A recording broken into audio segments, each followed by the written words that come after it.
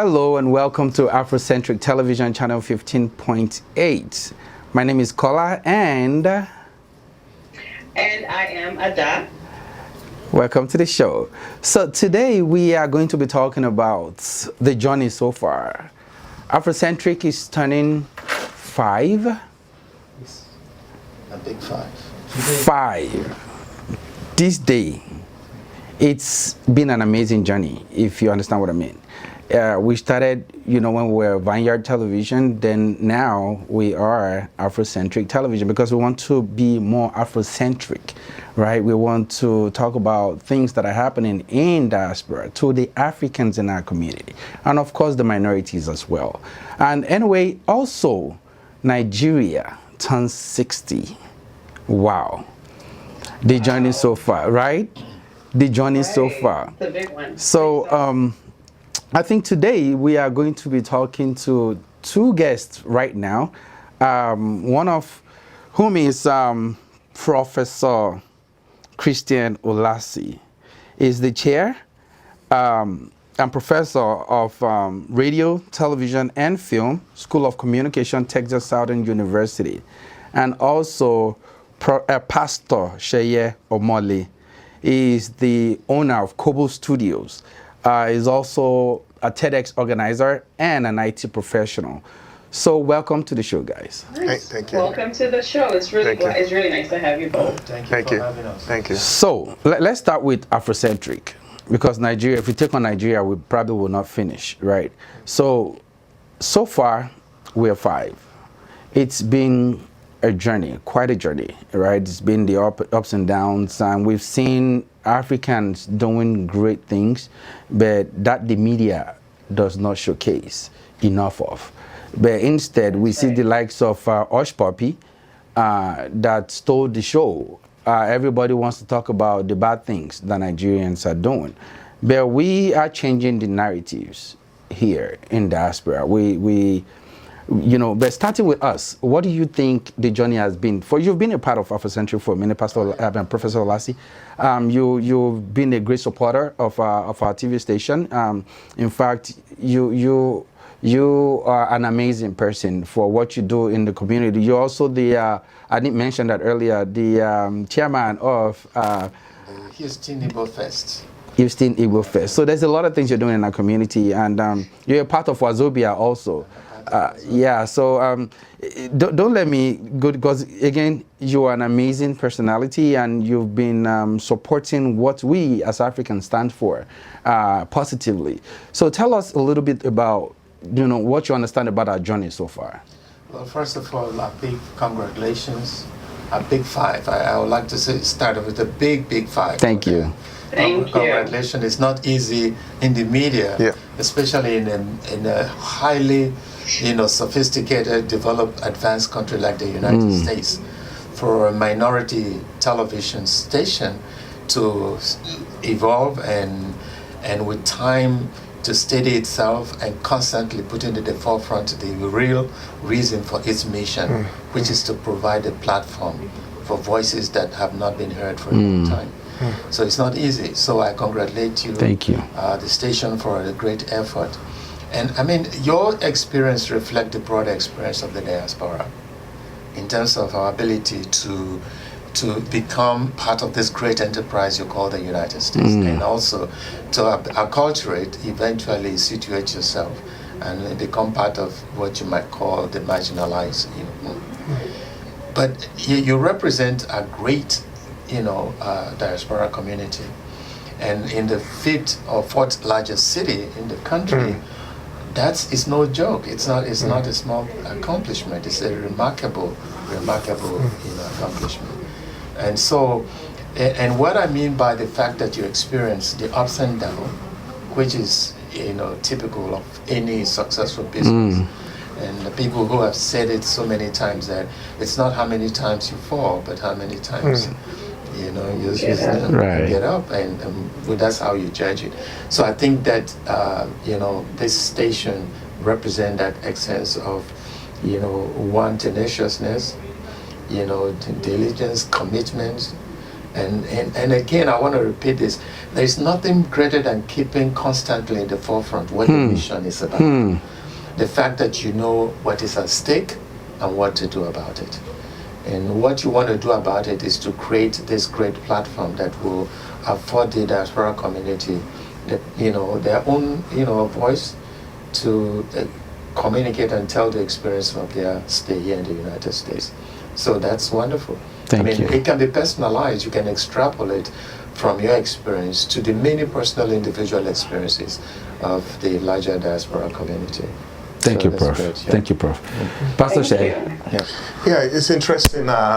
You said, you started from Vineyard. It actually started with Afrocentrik, and Vineyard then Afrocentrik. yeah. And I've seen this station actually go through different dimensions, if you put it that way.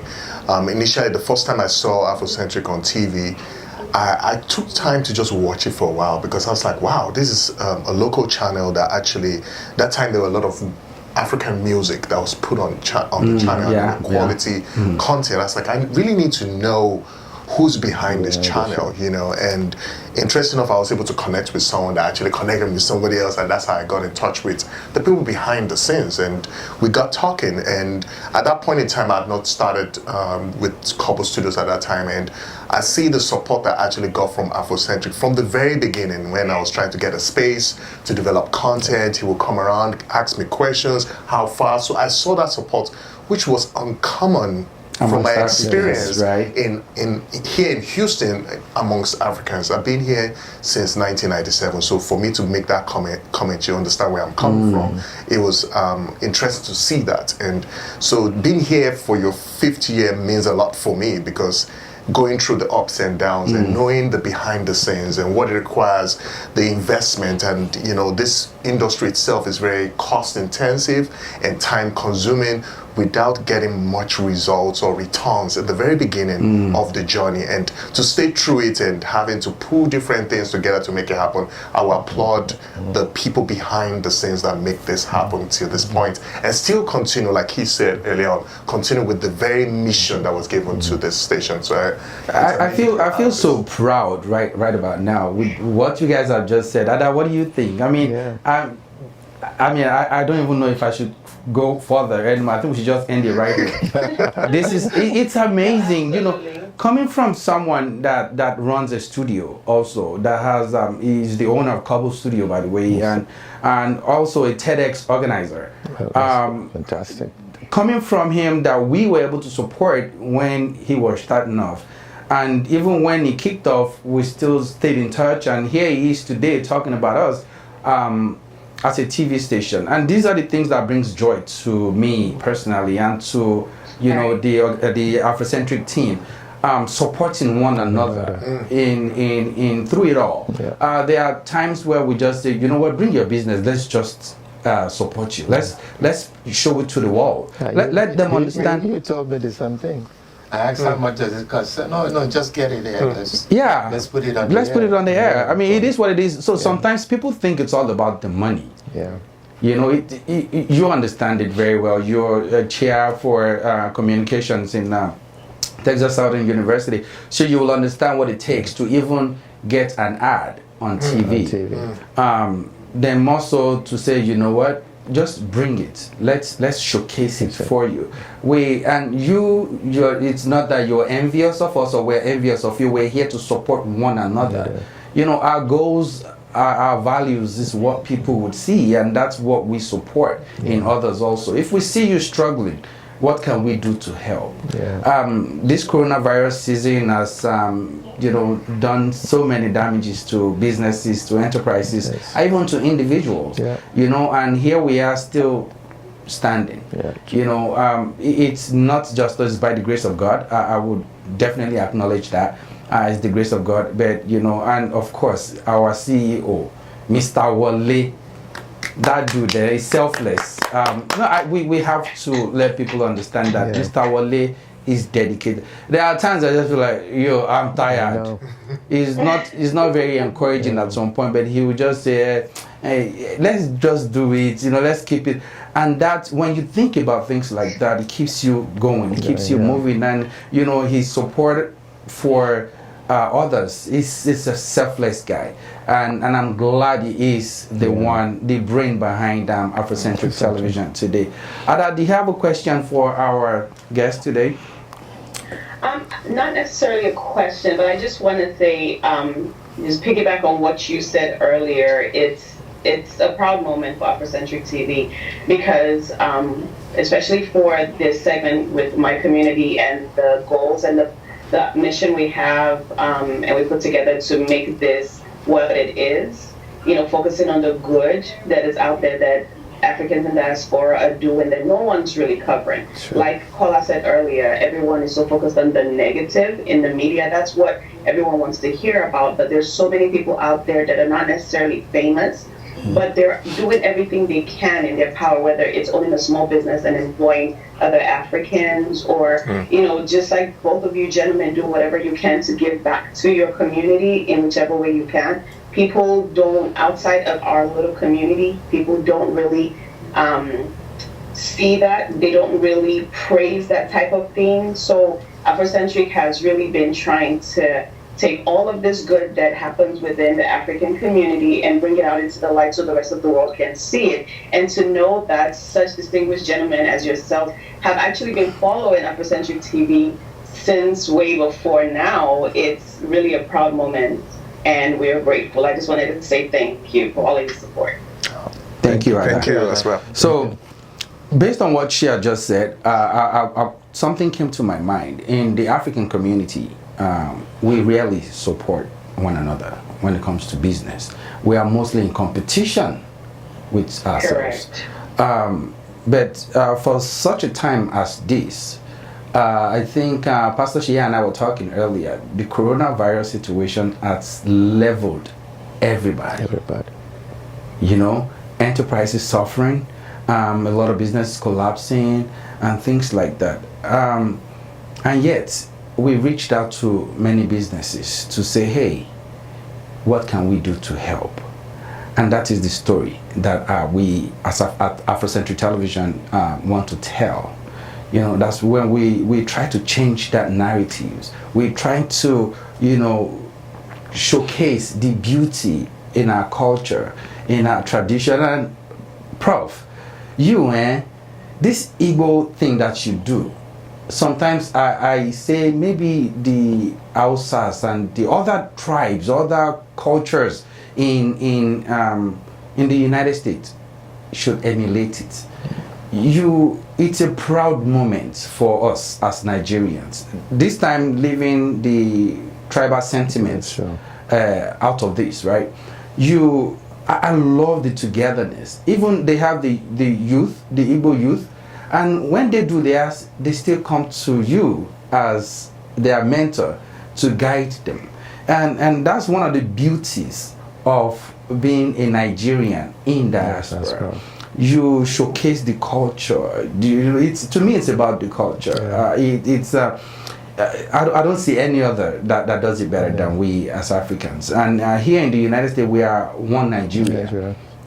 I see a lot of division in Nigeria lately, but in the United States, we are one Nigeria. We're always trying to put that sentiment aside because now we are open-minded, So supporting one another, you are involved in so many things. How is that thing changing the narrative for Africans in diaspora? Oh, come on. He hit it right on the back. And the idea of the Houston Igbo Fest started more than 20 years ago. And it has been going on a regular basis. It was called the Igbo Cultural Festival, Masquerade Festival. Okay. And so from there, we now branded it to Houston Igbo Fest. So we're now in our 19th year, and it's been quite phenomenally successful, and it had brought Nigerians together, not just people of Igbo, ethnic heritage. No, not at all, because about 5 years ago, the major program we had Ido, we had Yoruba, all of them performed. Nice. Okay, the thing is, although it says Igbo Fest, it's actually Igbo African Festival. That's what it is. So everything that makes us who we are, that's what it's all about. But I've been so, happy and glad and so impressed with the fact that the young generation has embraced the basic essentialism of who they are. And that's very important, because somebody's going to ask you, oh, where are you from? I say, oh, I'm from Houston. Okay, it's great to say you're from Houston, but where are your parents from? Oh, they're from Nigeria. And then you have to make that connection because you come from somewhere, and who you are matters. Culture matters. And so that has been one, engine that have brought, the Nigerian community together. As a matter of fact, a lot of the young ones met their future spouses from performing at a very young age. I remember that. You remember, and they now grew up and have met each other, continue their relationship. So that's the same thing applies across the board. And I know, so it's been part of that. I'm so happy to say that Afrocentric television has been part of that. Both the unique free PR publicity that the station gives, and sometimes when we come to talk about things like this that matters, and today to celebrate the station itself. So that's really wonderful. Yeah. Pastor Shea, we're talking about changing the narratives, right? I know recently you organized a TEDx. It was the first one, right? Yes. So, That's great. Yeah. Congratulations. Thank you. Great. It was a success, and I'm glad to be a part of that. I'm very, very excited. So how is the transformation from that changing, the face of Africans in diaspora today?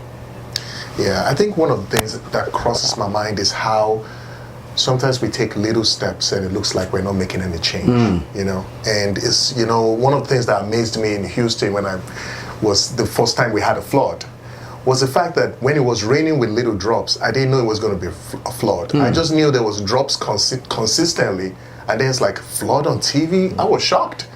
And so if we're going to cause a major change dramatically, changing the narrative, let's just do the little steps and be consistent with that little step. And if you do yours, you do yours, I do mine, and then we all come together, then there's a flood of change. There's a massive change. So when you're talking about that, how the efforts I'm doing, they look so little, minuscule to what I want to see Nigeria to become. Because I feel like we're wasted, from my perspective, right? We've wasted so much resources. We're so fully endowed by God in human resources, knowledge, wisdom, even land, natural weather, everything. Weather is the best weather in the world. I mean, like, seriously. Yeah. You don't need to put any protective gear. You walk around, nothing's going to happen. Honestly, nothing's going to happen. Yeah.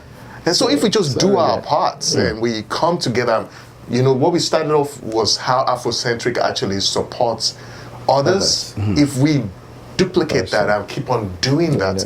And while we're talking earlier, one of the things that crossed my mind is, why do we think that way? Why is it that we don't want to support? And I tried to ask myself that question. And I found out the way I was brought up, or the environment I was brought up, was more or less like compete. Always compete. You have to be first in class. Which is okay, right? It's okay to be first in class.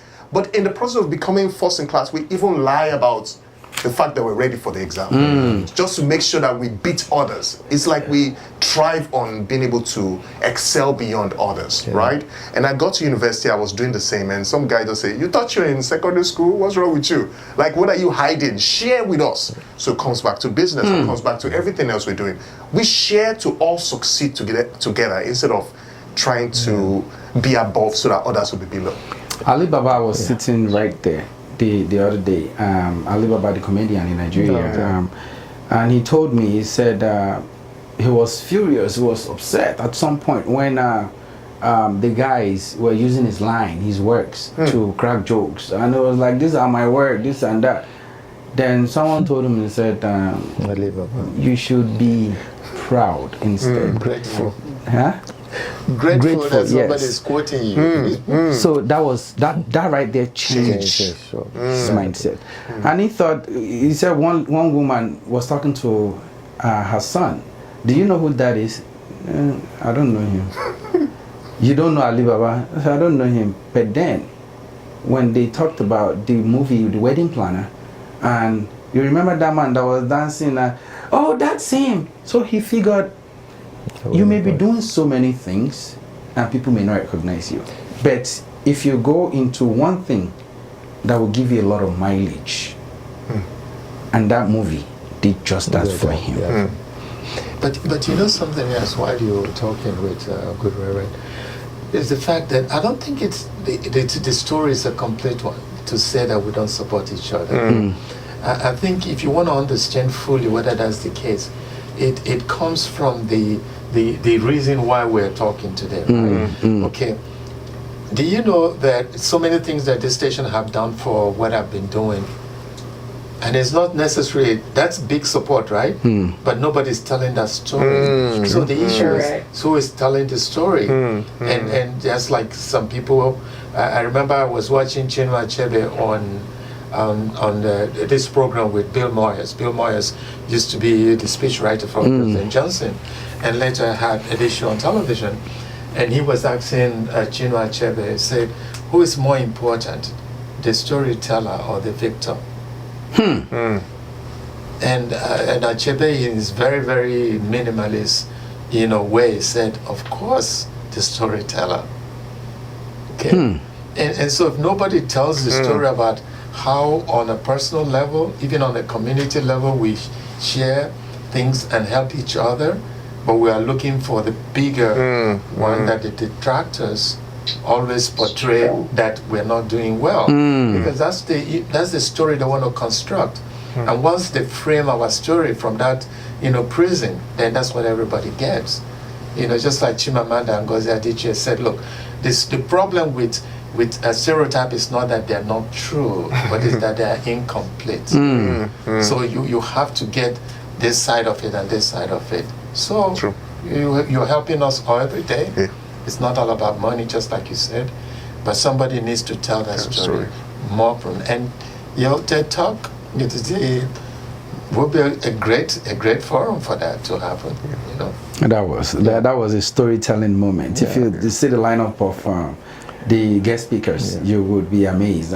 These are Nigerians, these are African Americans, these are minorities from all walks, right? And they told the story as though they owned it. One of our native Estonians that moved to, I think, Ohio or thereabout, Vivian, when she tells you a story about food, you will feel like food is something. Food is a culture. Food is a tradition. Of course it and is.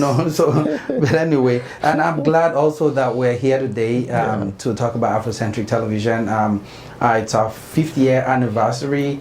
Or 5th anniversary year.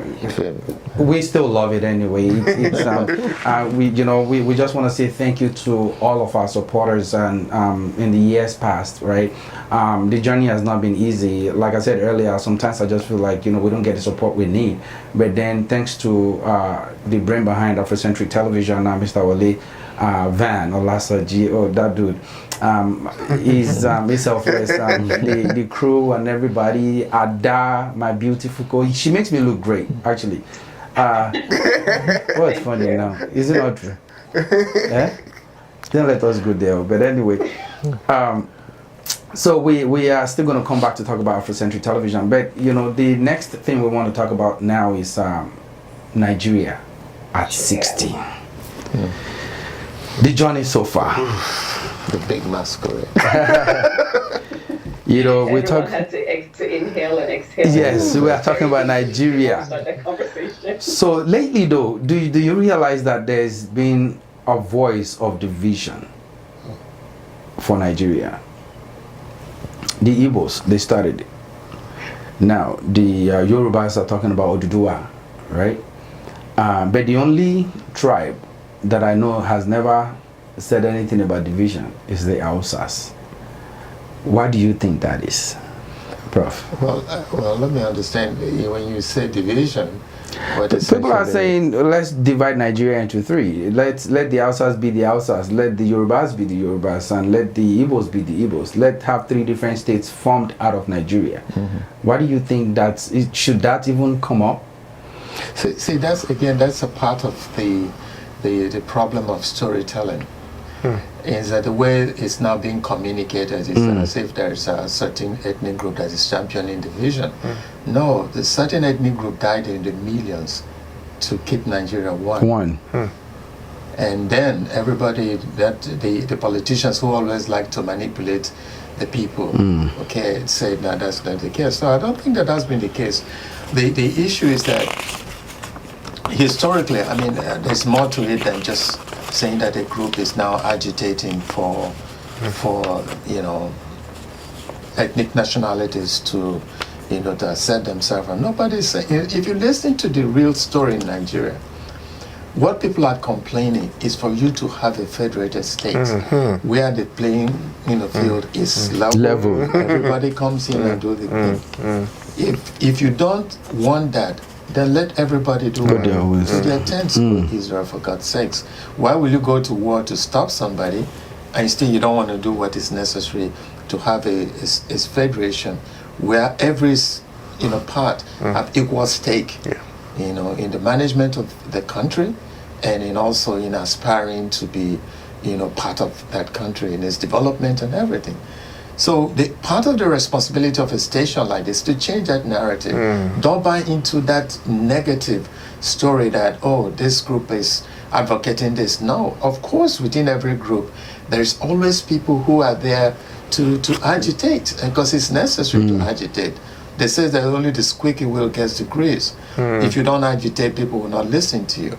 So, but that really this problem is that the leadership in Nigeria have really failed the country incredibly well. The country, Nigeria is not a difficult country to govern, believe it or not.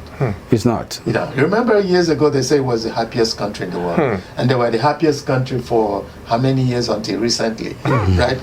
But it's interesting. It's interesting because if you ask the typical Nigerian, "How are you doing?" he said, "Thank God." That's it. That's a typical response. And I said, "Okay, now how are you? How are you doing?" He said, "Thank God." I said, "This is the second one. I'm going to actually the third one." So how are you doing? He said, "We're managing." Now it comes. That's typical Nigeria right there. If you are, a Nigerian leader who can rise above the fray and recognize what is at stake and what to do about it, how to lead that great nation that God's blessed so well with human resources, name it, Nigeria will be one of the most powerful country in the world. But they try to deceive you with this, that IPOB is, come on, IPOB and Boko Haram have decimated the entire northern section of Nigeria for how many years now? I don't know how many of you follow what's going on in the north. There is really no north now because they basically decimated the place. Every day they're killing people, they're raping people. I have a media platform, the West African Pilot. The West African Pilot reports on the events that are going on in that country on a daily basis. And they don't talk, the president doesn't come out and talk about that. He doesn't come out and talk about the challenges that people are facing.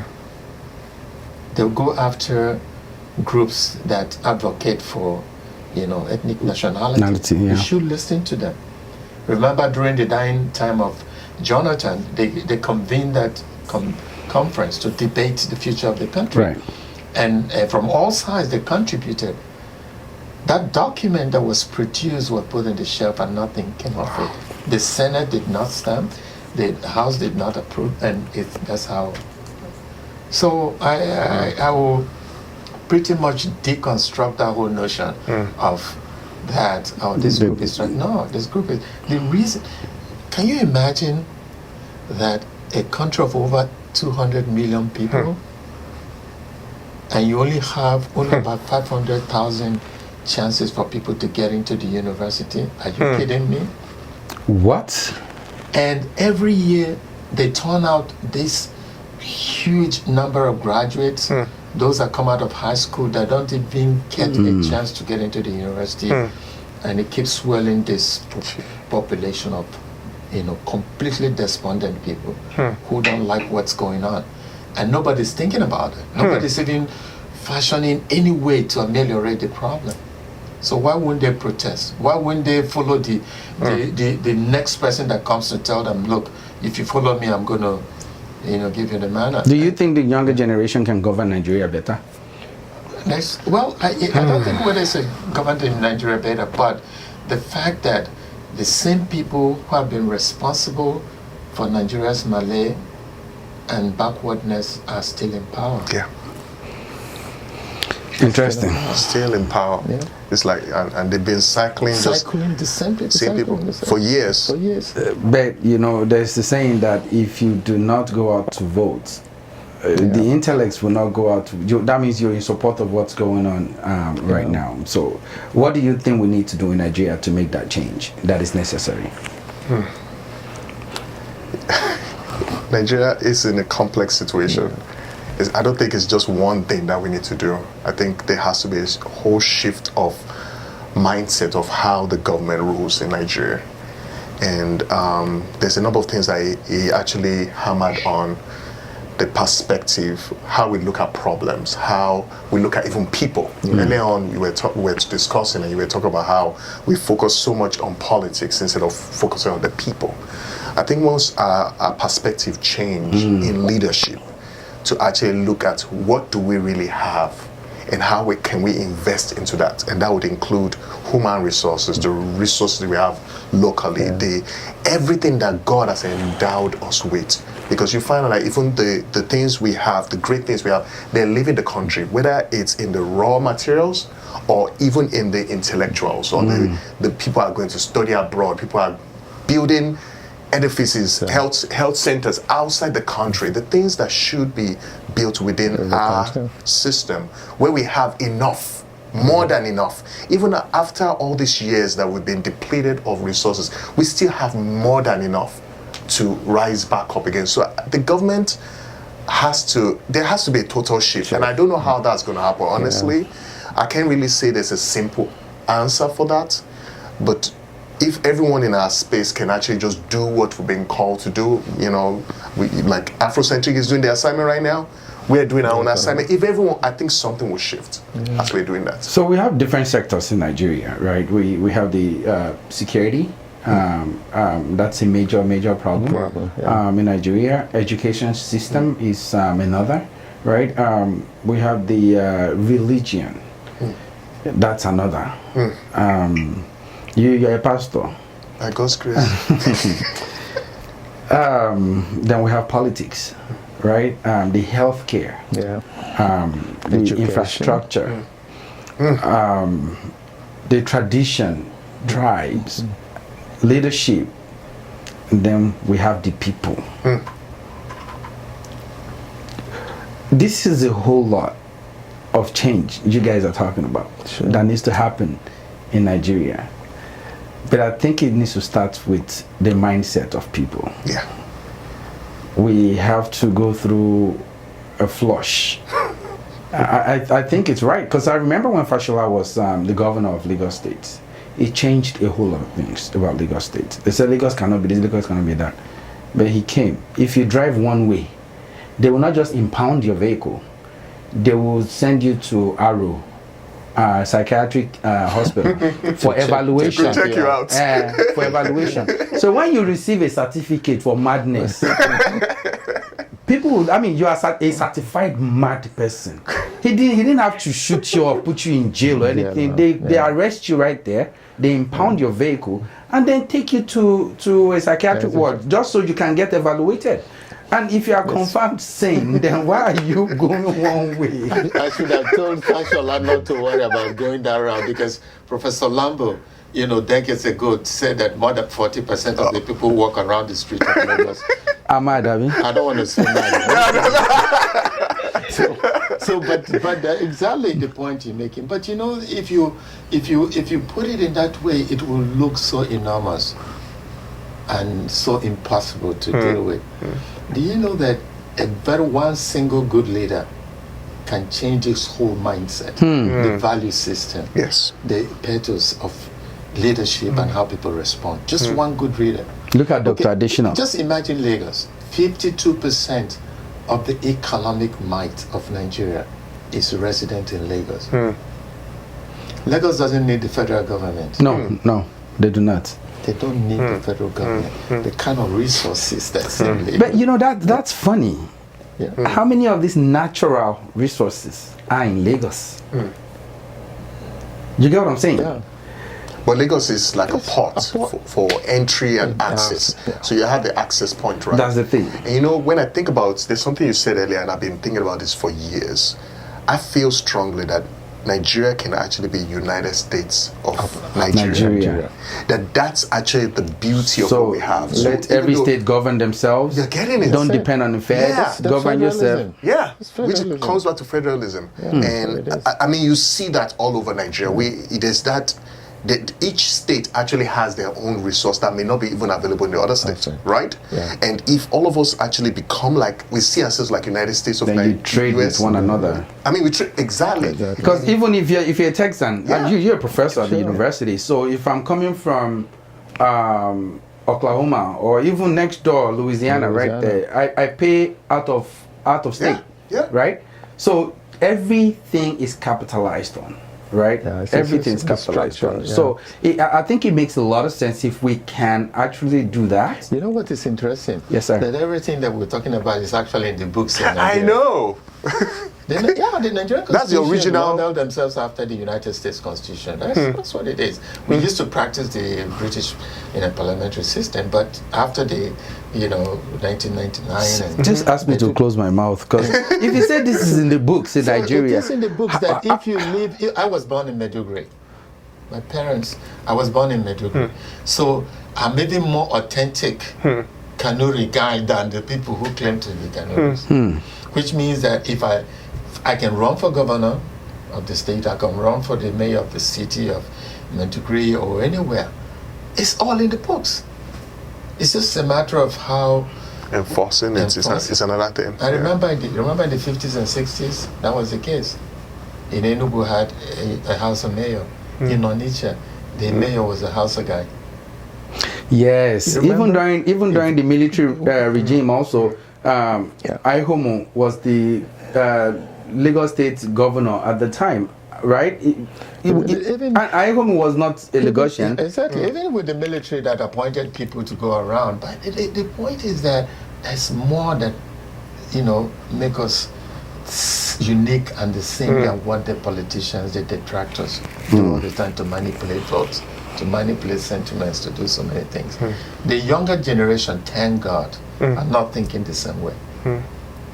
Look at the number of inter-ethnic marriages that are taking place in Houston here and all over the United States. Amazing. The discussion every time is different from what our parents are saying. And thank God that's the direction. Then you asked me a question before. Do you think that the younger ones can do better? Govern. Okay, well, unless they get opportunity or the rolling solution. That rolling solution. Or anything that happens. Because sometimes it's so overwhelming. You say, how are we going to take care of this? You look at the results in Edo today, right? Right.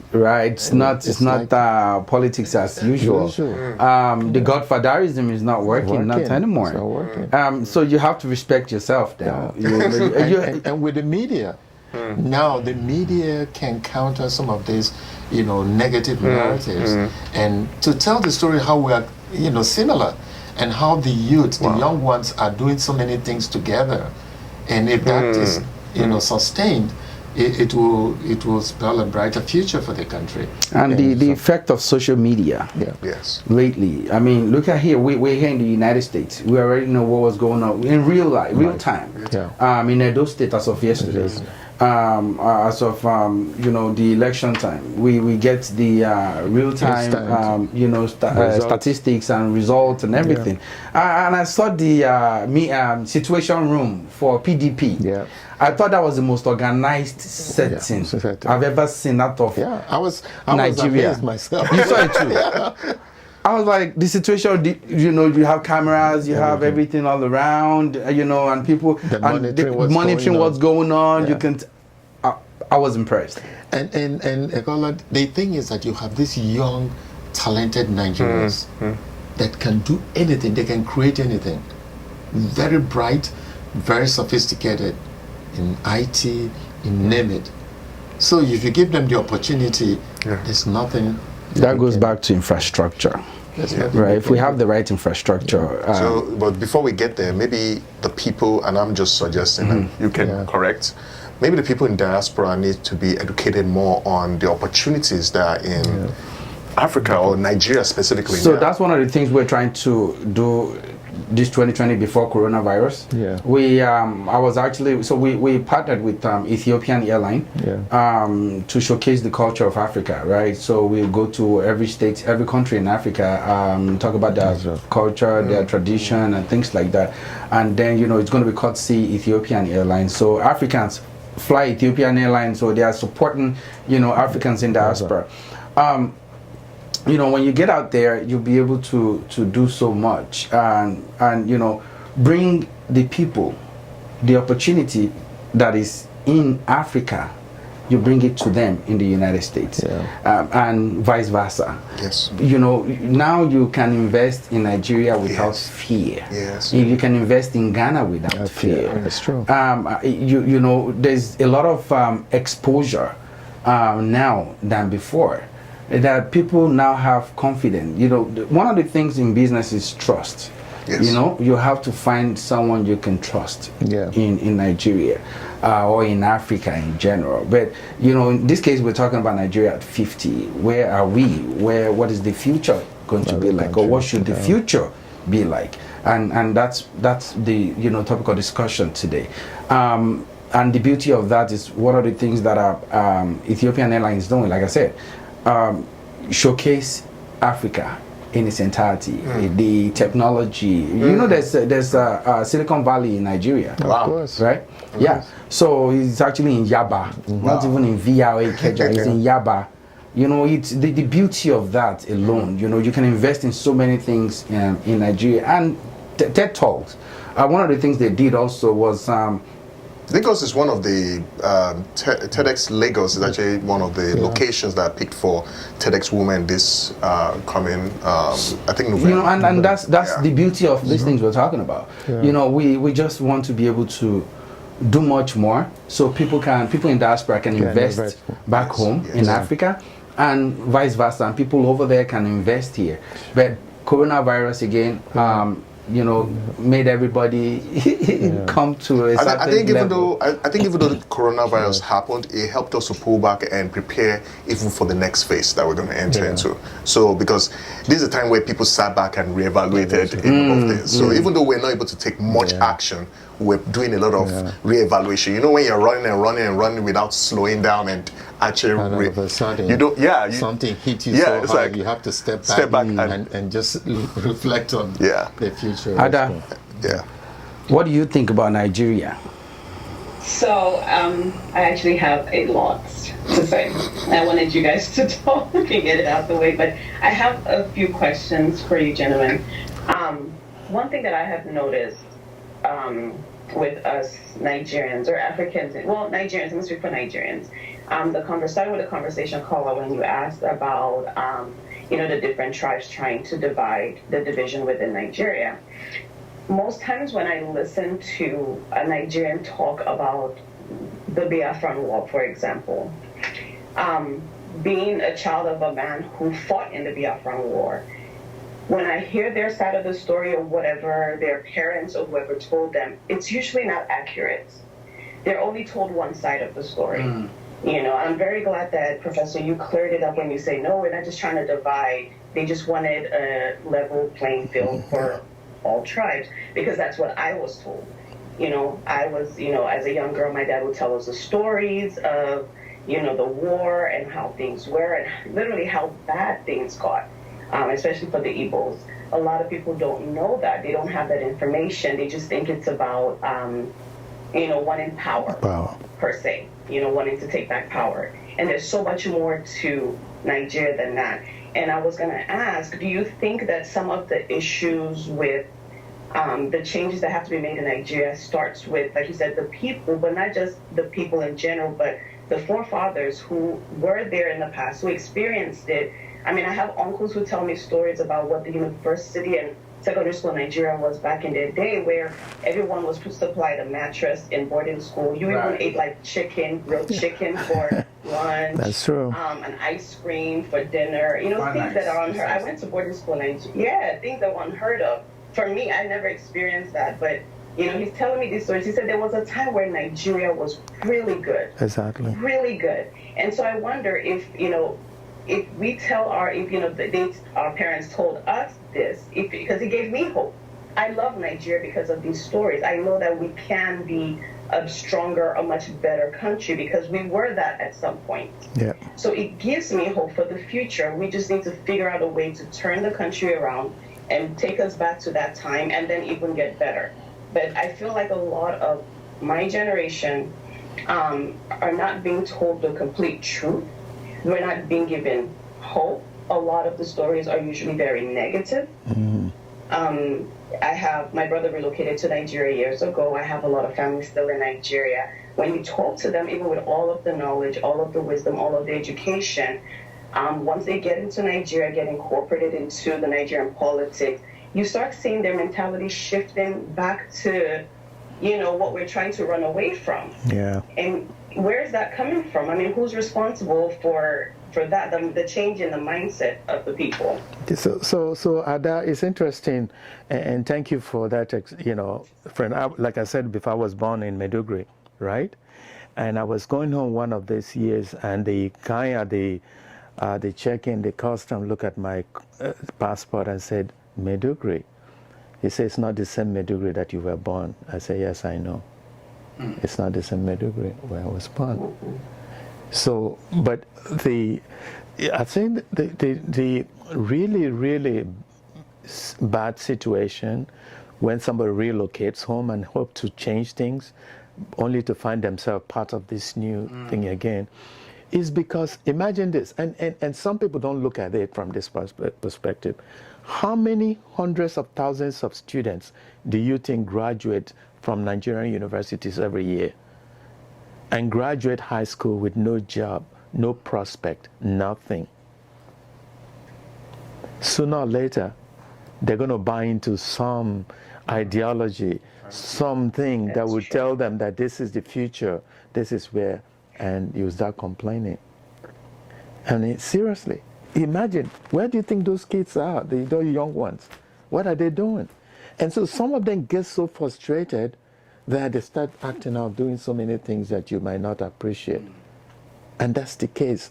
And that's a very good example of what's happening with IPOP. Not that Nnamdi Kanu is some kind of messiah. God, that's not the case. But you have these kids that are running around with degrees, nothing to do. Nothing to do.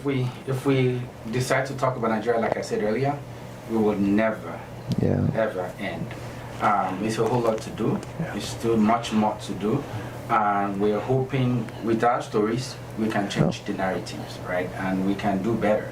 So, but, you know, it's our time right now, so we have to go. But don't leave just yet. Stay tuned, because we will be right back. Thank you.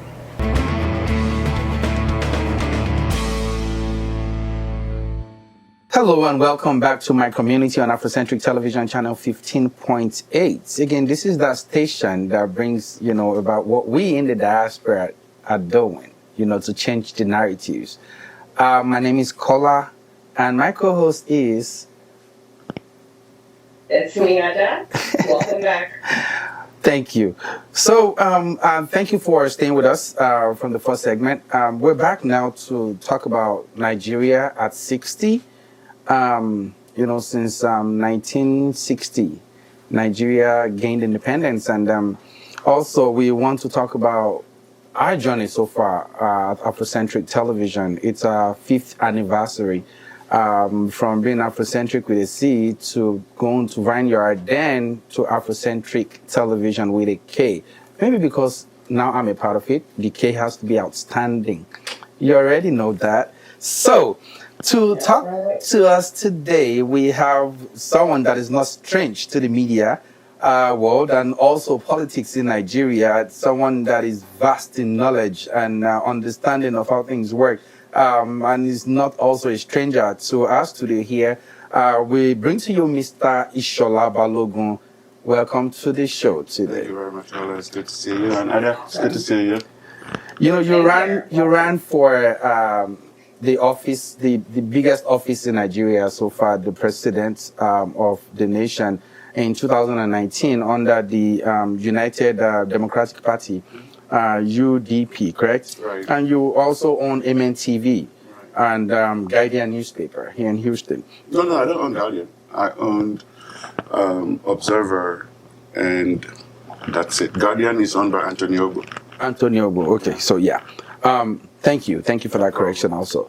So in that space, understanding where we are today, and you've been a part of our journey anyway, we just want to say thank you for that to start with. Our theme for this year, for our anniversary, is changing the narratives, starting with you. How do you think we have impacted the community so far, from your perspective? My perspective. Well, first of all, before we go into that topic, I want to first of all thank you for inviting me. And I want to take this opportunity to say my condolences to the families of the over 200,000 people we have lost to this COVID pandemic in America, and the over 1,000 that we have lost in Nigeria. I hope that God Almighty grant you the succor to deal with your loss. And for those of us that are still alive, that is being counted among the living, I hope that we spend a whole lot more time on this earth so we can do the things we need to do to glorify God. Also, before I'm remiss to congratulate you on your 5th anniversary. It looked like yesterday when you guys started Afrocentrik with the all day long music videos, and I was so proud, and I'm still very proud, because you have, just like any other media entity, you have evolved. And not only have you evolved, you have not evolved into insignificance, you have actually evolved into tremendous significance. Thank you. In the community. And that's what brings joy to my heart when I see the generation coming behind doing something worthy of applause. So congratulations. Thank you. Thank you. You're welcome, Ada. So where we are today and where we are going is the question. Difficult question for me to answer, because we've come full circles in 60 years. Nothing significant that we can point to as our pivotal achievement as a nation. See, when we started before independence, everything was prepared for us to grow into and to grow with. But we stopped growing structurally while we grow in population. It's like a young man and woman getting married, living in one room. And 60 years later, they're still living in that room, but now with 20 children. It's going to be very hard. It's going to be very tough. So I don't know where we go from here when Nigeria is concerned, but I know we have to go somewhere. Does that make sense? It does make sense. Okay. But you know, there are a lot of things that's happening now. We talked about politics earlier. You understand the politics in Nigeria and of Nigeria. Look at the most recent election in Edo State. It's not the usual way, right? The godfatherism didn't work as much as people would assume. There was a lot of bloodshed. You know, it shouldn't be. Are there things we can do better? You know, when conducting, that's just the state election. When we talk about federal elections or elections in general in Nigeria, what do you think we can do better? Well, when you say we, you're talking about those of us here in the diaspora, or those of us in Nigeria? Nigeria. Well, there's nothing Nigeria can do better. I'm sorry to say. There is no way the people inside Nigeria can fix what is going on inside Nigeria because they don't know how to fix it. They don't know what to fix. We die either way. When it comes to the people inside Nigeria, the average person dies. If they do nothing, we die. Example, the Fulani herdsmen situation, the Boko Haram and all that stuff. If they do something, we die.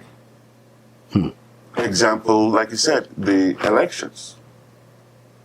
See, when you do nothing and you endanger your people, and then when you do something, you create chaos, we are left with nothing. So, where I am today is to tell everybody that unless, and I've been saying this, I think you bring me to this show to catch me in a lie someday, but I've been saying this forever. Unless we organize from here, take our experiences and expertise from here, follow a leader with a vision, and let's go into that system and remodel it. The model of Nigeria is not right. But Ada said something earlier in our earlier interview. She talked about her brother relocating to Nigeria, correct? And then people leave from here, and when they get to Nigeria and spend some time in Nigeria, their mentality becomes like they're trying to prefer a solution, right? But then when they get there, they start to sound like the problem that they went there to solve. Correct. Okay, I can agree with Ada to an extent. That is assuming that they went there to solve a problem.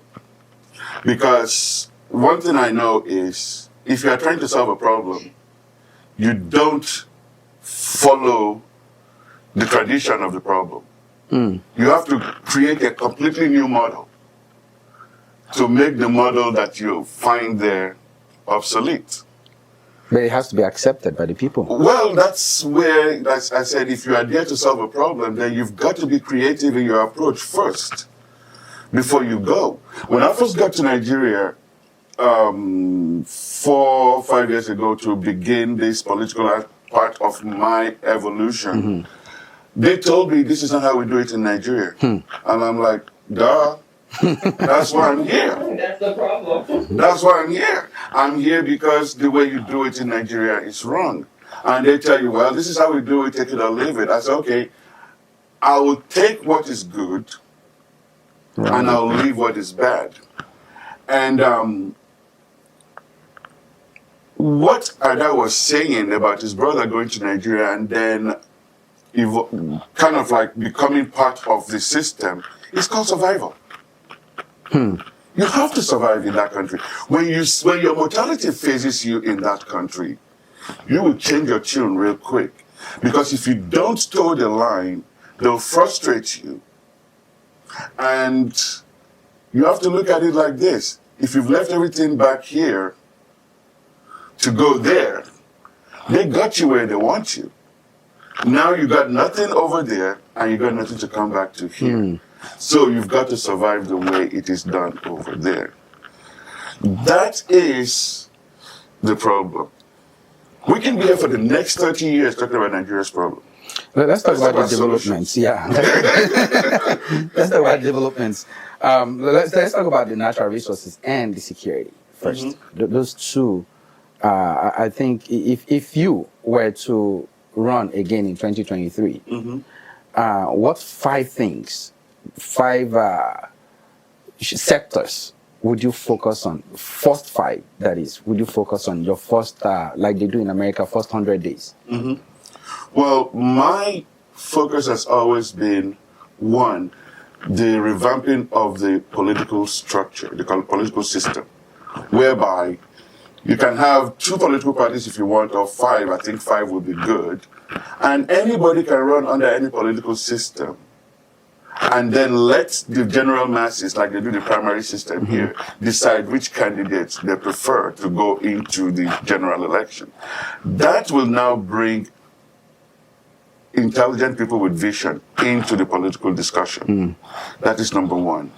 Number 2, you cannot do anything on an empty stomach. Okay? We've got to fight the hunger and poverty in Nigeria. We have got to. It is the most pressing issue for Nigerians. When I was campaigning all over the country, I could tell you without any fear that less than 80% of 80% of Nigerians go to bed with one meal a day. And that is not a full nutritious meal. No. Just something to fill their stomach. 80%. That's a lot of people that are undernourished. Okay. The educational system, I will focus on. Employment, I will focus on. And then healthcare. I know you want to hear about security and all that stuff. But that's an issue, a major issue in Nigeria. Well, it's a major issue because of poverty. It's a major issue because of poverty. When a 24-year-old guy is standing in front of his house every day watching other people drive up and down, he wants what they have. Without a job, he can't get it. So he decides to rob or to kidnap because that's where the money is. But if that guy has to get up at 5 o'clock in the morning like we used to do when we were young to get to office at 9 o'clock, man, by the time you get home at night, you won't have time to rob nobody. You know? So you have some things that are precursors to a bigger problem. Hunger, poverty, and lack of proper housing leads to insecurity. They do.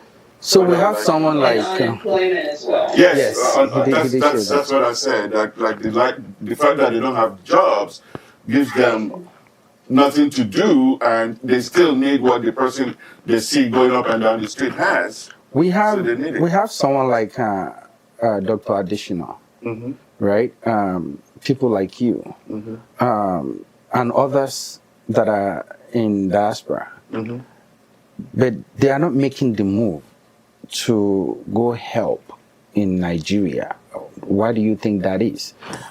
Because for you to help, you have to be invited. When I had this conversation back in 2004 with the then governor of Bayelsa, I think it was governor or assistant governor, the former president, Goodluck Ebele Jonathan, in downtown Houston when he came. And he talked about us coming to contribute. And I asked him, are you asking for our help? See, there's a difference between me going to Nigeria and saying, oh, I want to open a school here, a hospital here, and I want to build what do they call it, an agricultural farm here. If I say I want to do that, I have to do it according to their rules. They have to give me the accreditation, the approval, and everything to do all those things, which means I am already going there at a disadvantage. I cannot do it the way I feel like it should be done because I need their approval to do it. But if they say, come and help, You can give them conditions, then I can give them conditions under which I can help. which is similar to the FDI. That is exactly where we keep having this clash. Now, are you saying that is there anything we can do as private citizens to uplift a few individuals in Nigeria? Yes. That's a lot we can do. But that is not our responsibility. Our responsibility to Nigeria as a nation is to see how we can remodel the country in a way where there is equity, fair play, and there is progress. But if you want me to go to Nigeria, maybe at most, whatever resources I have, maybe at most I can employ 20,000 people. That is less than 1% of the population. Now, how many of us will go to Nigeria and do that under those circumstances with inflated diesel, no electricity, nothing? So we do have people that want to go home and do something, but the terms of operation needs to be conducive to both of us. You know, It's still surprising to me that the healthcare sector in Nigeria is not gaining the needed development that's required. of Nigeria. Look at this pandemic, like you mentioned earlier. People don't deserve to die the way they died, right? You can imagine the chief of staff, Kabaki. He passed on because he had corona, and they could not take him overseas where they naturally go for treatment because they abandoned their people. I had a friend that said he's a billionaire, by the way, and he was about to be airlifted to Germany for treatment for COVID-19, but at that point, the Germans are not accepting any flights coming into their country, so they flew him to Lagos instead, and he died.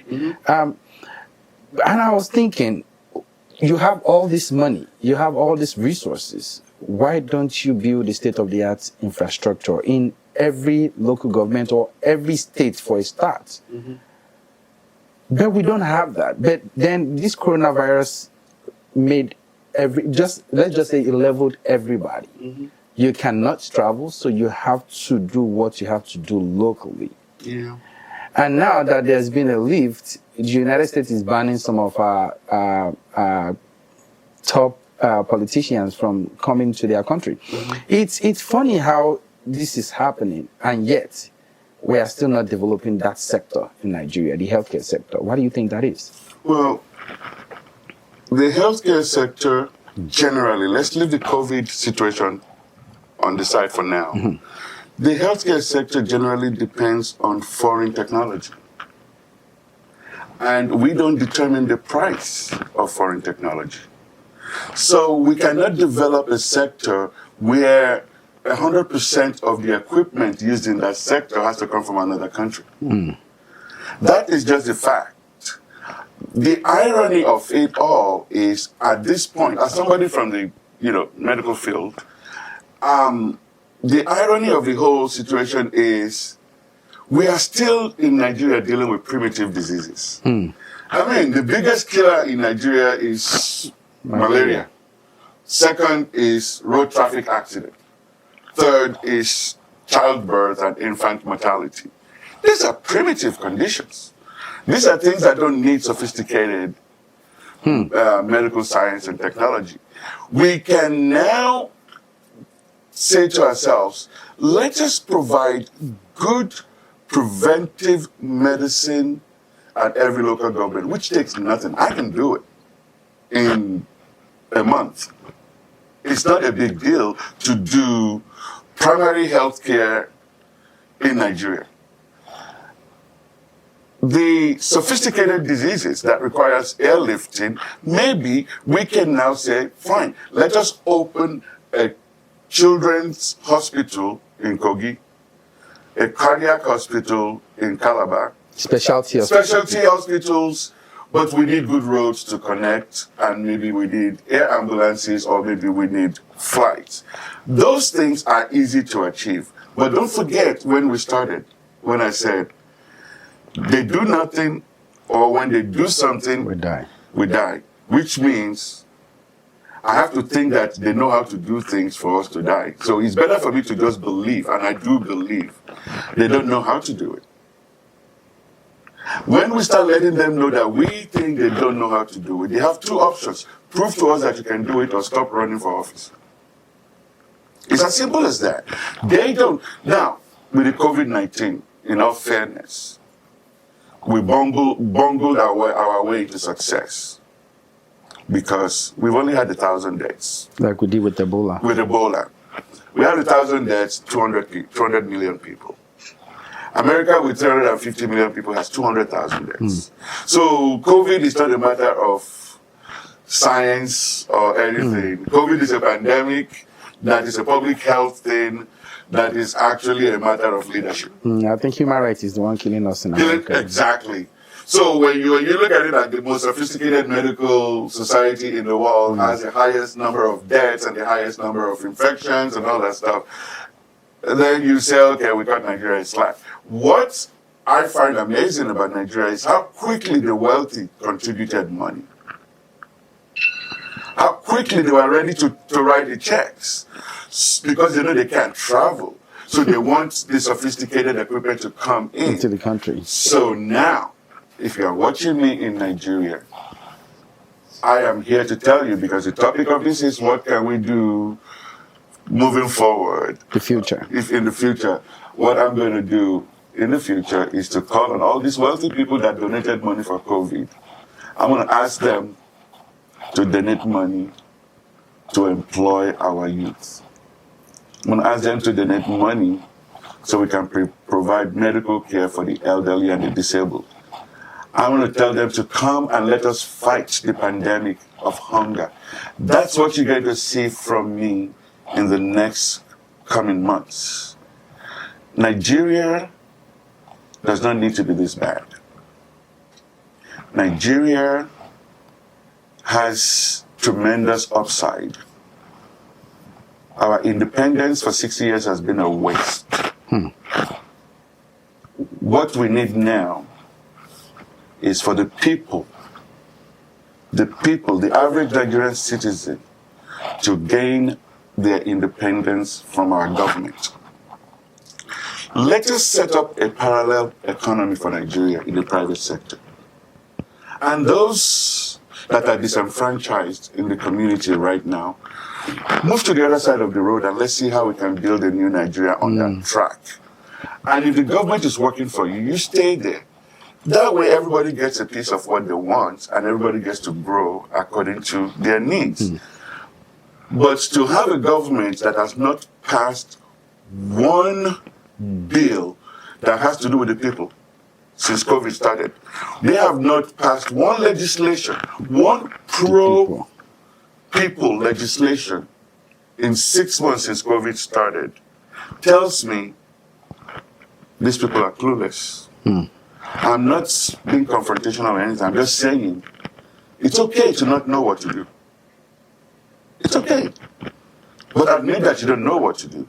And give people that know what to do a chance to come up and say, you know what, let's try this. We are not dying at the rate that other countries are dying of COVID. Right. Which means we need to deal with it a completely different way than the rest of the world is dealing with it. And it's up to us in the diaspora to make this message clear and form a team that will go in and say, let us help you. That's a good message. Ada, what's your take? Very well said, actually. Very well said. I did have a question for you, sir. So, in our earlier interview, there was a conversation about, when we asked who do you think is responsible, you mentioned us forming a team, like from the diaspora, to go back home and tackle, find a legal solution, offer a solution to the issues that we have in Nigeria. I personally believe that one of the biggest obstacles that most people coming from the diaspora will experience with Nigeria is that mentality of organized chaos. Nigeria thrives in chaos, but it's almost like organized crime. It's become so normal. Just like the gentleman said earlier in our interview, when you ask a Nigerian, how are you doing, they'll say, God day, or we thank God. And you ask them a second time, they'll say the same thing. And then when you say, listen, how are you doing? The answer is, we didn't manage. Right? So there is an issue, but there are issues, but because it's become the norm, the Nigerians in Nigeria don't see it as an issue. So when we come from the diaspora and they complain that the country we're suffering in Nigeria, but every day, almost everything that they do, they are living this chaotic life, and it has become the norm, right? And it's only becomes an issue when it's inconveniencing to the individual. When they're on the other side, wearing the other shoe, most Nigerians are indirectly in support of the chaos. So when you come from the diaspora and say, listen, like you said, you don't know what you're doing, you don't know how to do it, your way is not working, we have a solution, you hit that roadblock. As long as your solution does not profit the people you're coming to talk to, or it does not benefit them, most Nigerians in Nigeria will not support you fully.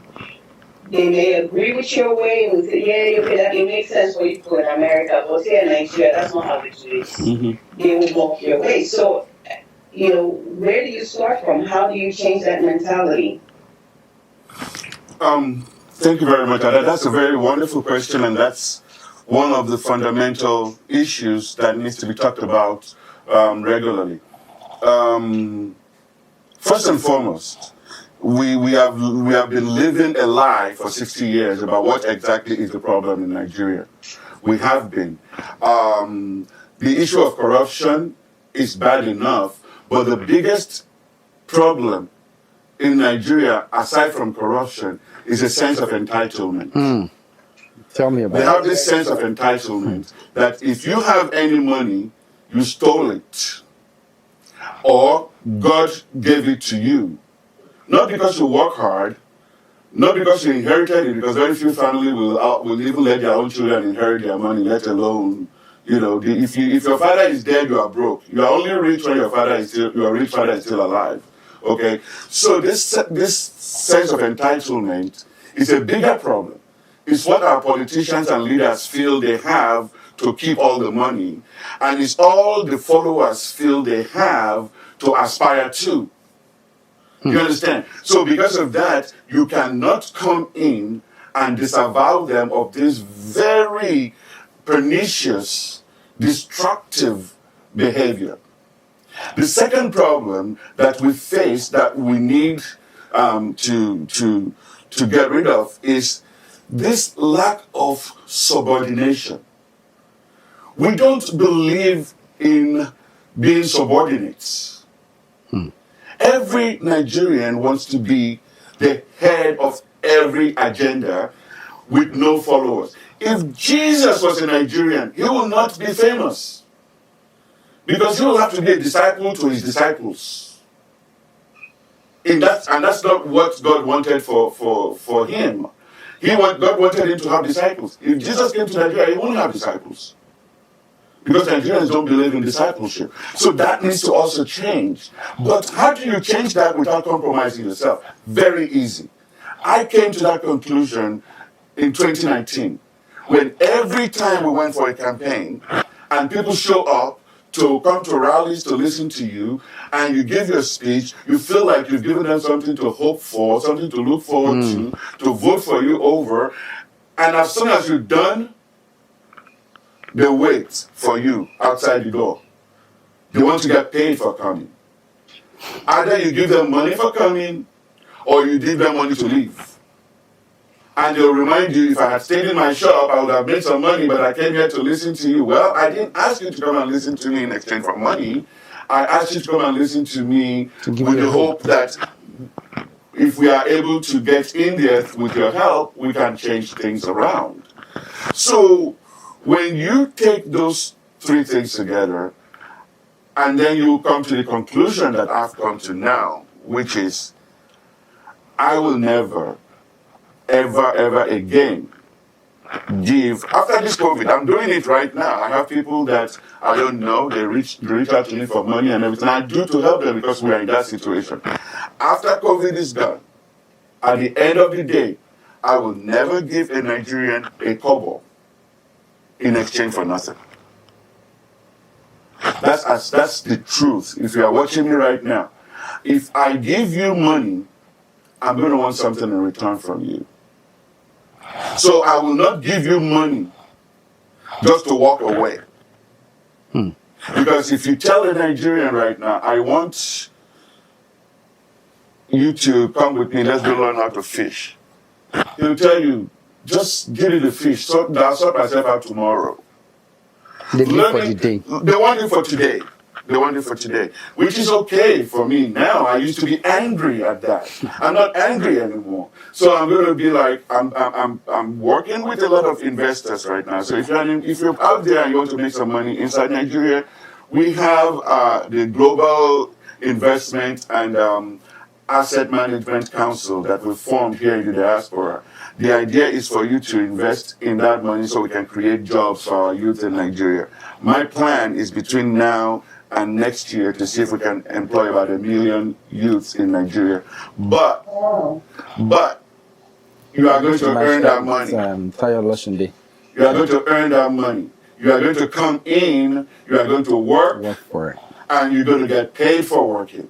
We are going to give you services, healthcare, and all that stuff. You will work. and you'll get paid. But we are not going to allow you to say, sir, I need to go to, my grandmother died yesterday, can I get my salary to? No, no, no, no. We have paydays and you wait. So once we stop giving dash, we change the narrative. And we're not saying we should change 200 million people's minds. If you change 1% of the population and you grow 1% every week, eventually you'll have a significant number of people whose mentality will change. And that now becomes a narrative of changing norms. You know? And now people know that, hey, if I get up early in the morning and get to the office, there's breakfast for me that I can eat, provided by the company, and then I go to work, and I get off work and I go home. At the end of the week, I get my paycheck. If I miss one day of work, I don't get paid. You establish the new model, and you focus on it, and you go for it. So we have a job to do, but we cannot do a job saying, okay, this is how you guys do it here. No, no, no. This is how I want it done. We are not going to argue about it. If you want to argue with me about how something is done, then you can't work for me. See? If you want to work for me, then you need to listen to me. Let me describe to you what I want from you, whether you like it or not. You do it the way I want it done, so that if anything goes wrong, it's on me. It's not on you. Once the people that are interested in fixing Nigeria are ready to hold that standard, hold on to that standard and don't compromise it. If all we change is one local government at a time, before you know it, we'll have leadership that is accountable and subordinates that respect leadership. And that will be the step that we should be taking. Fantastic. When it comes to Nigeria. Well, that brings us to the end of this show. Thank you so much, Mr. Ishola. Your contributions have, you're unapologetically Nigerian, right? So I appreciate that. It's like having a frank talk with our people. At 60, I think there's a lot that we still need to do. And we are not going to stop. We are still going to keep, trying to change the narratives, everywhere we are. And that's what we stand for here at Afrocentric Television. And I thank you for being a part of our journey so far. And thank you for what you're doing in Nigeria and for Nigerians, and also in our community here in the Houston area. We appreciate that a lot. But you guys, don't touch the dial. We'll be right back. Okay? Okay, welcome back to My Community on Afrocentric Television, channel 15.8.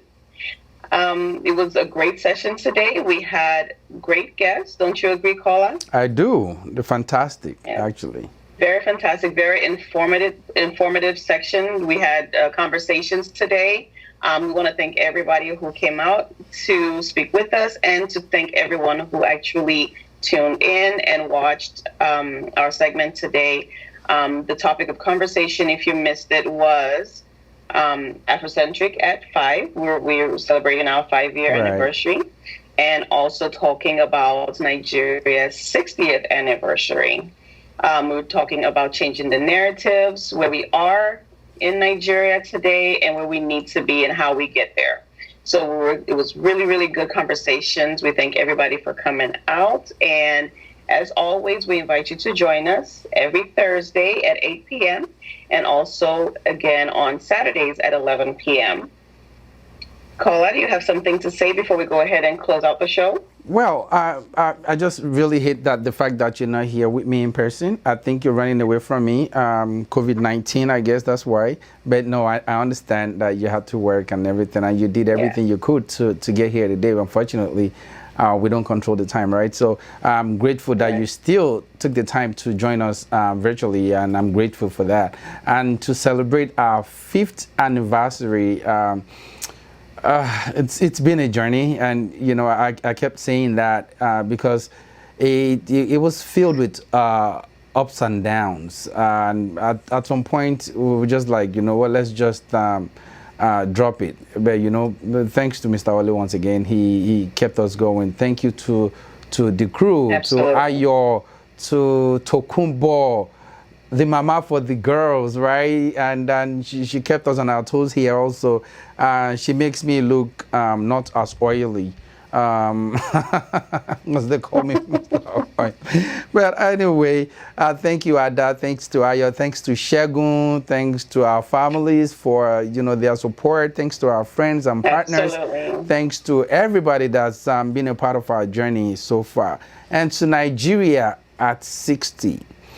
What are you going to do about that narrative? How are you planning to change it and make our stories positive? That's the task we should challenge ourselves with going forward. Again, our show comes up on Thursdays at 8 p.m. and on Saturdays at 11 a.m. We'll be glad to see you join us. And please, please, please, if there's anything you think we can do better, don't forget to send us an email. And you can find more information on our website, which is Afrocentrik Television. AfrocentrikTV.com. That's Afrocentric with a K at the end, not C. Afrocentric TV. On our Instagram, Afrocentric TV, Afrocentric Houston on Facebook, and you know, just do what you can to subscribe to our YouTube channel. Don't fail. We need your support to keep this going. Thank you so much for being a part of our journey. And thanks, Ada, for joining us also. And thank you so much. I will see you and I will be there next time around. Please, I'm missing you already. Awesome. Okay. All right, guys. Thanks, guys. Y'all have a good night. Bye.